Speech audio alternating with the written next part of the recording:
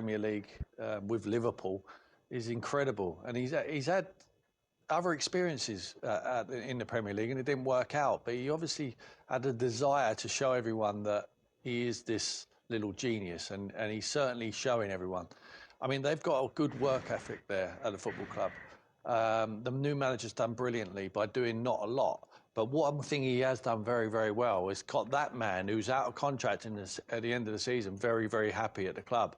Because I remember the back end of last season when he had that stand-up row at the Olympic Stadium with Jurgen Klopp, I thought it was the beginning of the end for Mo Salah. Thankfully for Liverpool fans and for their players, that he is fully part of their squad. Yeah. And he is pushing them in the right direction, and maybe they can win multiple trophies this season. And he's got all the cards right now, hasn't he, when it comes to negotiations on this new deal, which it almost feels absurd that we're still talking about it with, what, just 10 or under games left of this season?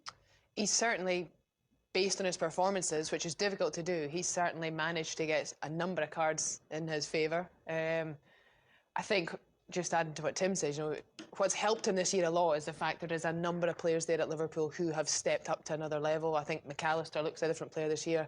Gavin Birch, who we didn't see much of before, he's been huge for them this season. Players are able to bring off the bench. Speak about Endo, he barely plays. Most players can't do that. He's made a contribution. There's just so many players who have stepped up. And I think that helps the likes of Mo Salah. You know, they dominate possession, they create opportunities, they get him the ball, and he's hugely talented, and that's when he thrives. Well, let's look back at how Liverpool managed to come away with all 3 points. They came from behind in the second half. Now, before we see Darwin Núñez's goal that made it 1-1, I've got to ask you the question, should he have been on the pitch at that point after what we saw at the end of the first half with this challenge on Kyle Walker-Peters? Should it have been more than a yellow, Tim? No, not for me. I think it's a yellow card. I think it's petulant. We don't like to see it. Players get very annoyed with them sort of tackles. But I think Mo said there, sometimes he loses his head and he has to talk to him. But sometimes they can let your team down. If you're not playing Southampton today, you could have let your side down there. You know, but they've managed to calm him down at half-time. The manager's made the call. He must have thought, do I bring him off? Do I bring him off? Because we're 1-0 down and we go down to 10 men, it could be a problem for us. But he managed to keep him on the field. And to be fair to the lad, he stepped up and he scores the equaliser, and then he gets the penalty for Mo to put him ahead. So you have to give him credit, but I think it's really good for Arne Slot to say to him, there's a warning there. You know, that's petulant. You can't be like that. You can get away with it playing the team at the bottom of the league. But you don't get away with it, you're playing midweek against PSG. No. You know, or you're playing the cup final against Newcastle next week and beyond. There's big trophies here to push for.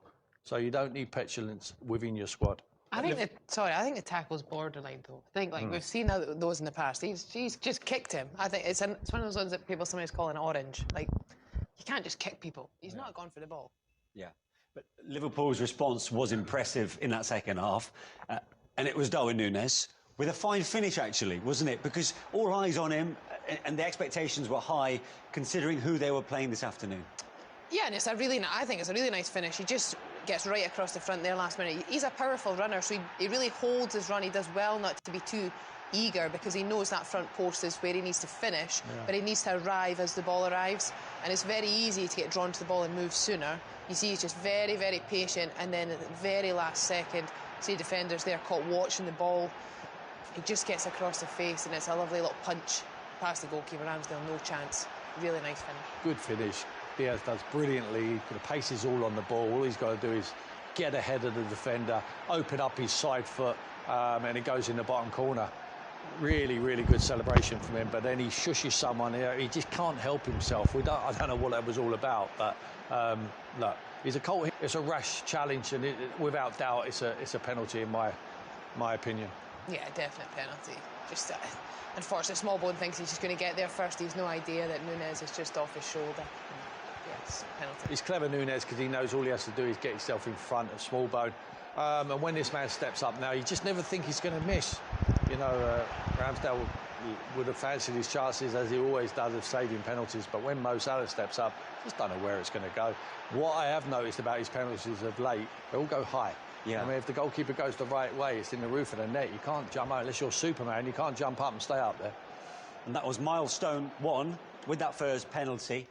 Outright third then for Liverpool's all-time goal scorers, 243, above Gordon Hodgson.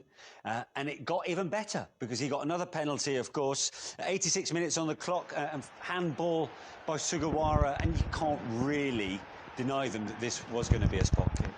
No, and he gets himself in a little bit of a pickle.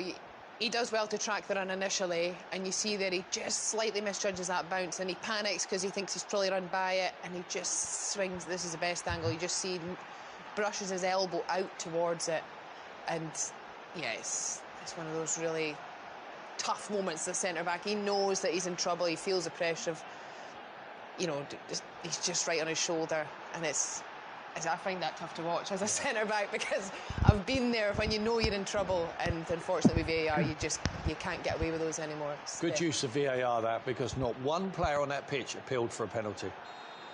Yeah, that's a good point, actually. Yeah, and Mo Salah steps up, almost the inevitable outcome once again.